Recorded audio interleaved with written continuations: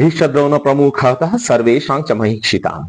অর্থাৎ সেই রথটিকে ভগবান অত্যন্ত বুদ্ধিমত্তার সাথে এমন একটা জায়গায় স্থাপন করলেন যে স্থান থেকে অর্জুন তার আত্মীয় পিতামহ ভীষ্ম, বিদ্যাদানকারী আচার্য দ্রোণ এবং কৌরব সেনাপক্ষের প্রধান রাজন্যবর্গকে খুব সামনে থেকে দেখতে পাচ্ছে।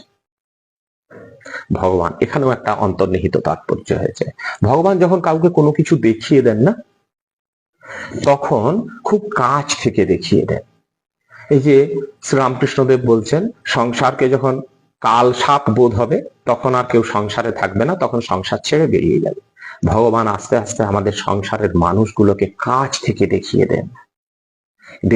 কে মা, মায়ের কি আচরণ, কে বাবা, বাবার কি আচরণ, প্রকৃতপক্ষে কি ইনি আমার বাবা, তাহলে এমন আচরণ কেন? আমরা হতাশ হই। আমরা কিন্তু প্রথমে হতাশ হই না, সাধনার উত্তরণে গিয়ে হতাশ হই। এটা হতাশ হয় না নয়, এটা আমাদেরকে হতাশ করা হয়। এই তোমার দাদা, এই তোমার মা, এই তোমার বোন, এই তোমার ভাই, এই তোমার কাকা, এই তোমার মামা, সবার স্বরূপগুলো আনফোল্ডেড হয়ে যায়, খুলে খুলে যায়, এবং দেখা যায় বাস্তবে তাদের মধ্যে থেকে যেন একটা হিংস্রতা শুরু হয়েছে। এই হিংস্রতাটা সাধক নিতে পারে না, অত্যন্ত যন্ত্রণা ক্লিষ্ট হয়ে সে তখন সংসার ত্যাগ করে। সেই জন্য শ্রী রামকৃষ্ণদেব বলছেন, সংসারকে যখন কাল সাপ বোধ হবে তখন আর সংসারে থাকা যাবে না।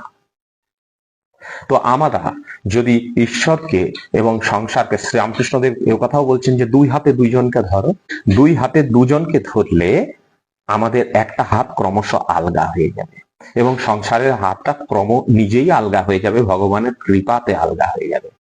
আমি সংসার ত্যাগ করার কথা বলছি না, এটা হয়তো অনেকে শিহরিত হয়ে উঠবেন, আহাগো আমার ছেলে আমার মেয়ে আমাকে ছাড়া বাঁচবে কি করে, কিন্তু এটা এক সময় আপনার কেটে যাবে, বুঝতে পারবেন ভেবে দেখ মন কেউ কারো নয়, মিছে ভ্রম ভূমণ্ডলে। কোন জায়গায় গেলে সাধক এই কথাটা বলতে পারে? সেই তখন বুঝতে পারবেন আপনি সেই প্রেয়সী দেবে ছড়া অমঙ্গল হবে বলে। জার্নি অনেক বড়, আস্তে আস্তে আস্তে আস্তে করে যেতে হবে। তো ভগবান এমন জায়গাতে রথটিকে স্থাপন করেছেন যেখান থেকে তার আত্মীয় স্বজনকে খুব ভালোভাবে দেখা যায়। তিনি তো অন্তর্যামী, তার আগেই তো আমরা তাকে ভগবানকে বলছি ঋষিকেশ। ঋষিকেশ তো অন্তর্যামী, অর্থাৎ ভগবান বিলক্ষণ বুঝতে পেরেছেন অর্জুনের মনের ইচ্ছা কি, এবং অর্জুনের এই মোহভঙ্গ অত্যন্ত দরকার আছে, তার জন্য ভগবান এখানে স্থাপন করছেন।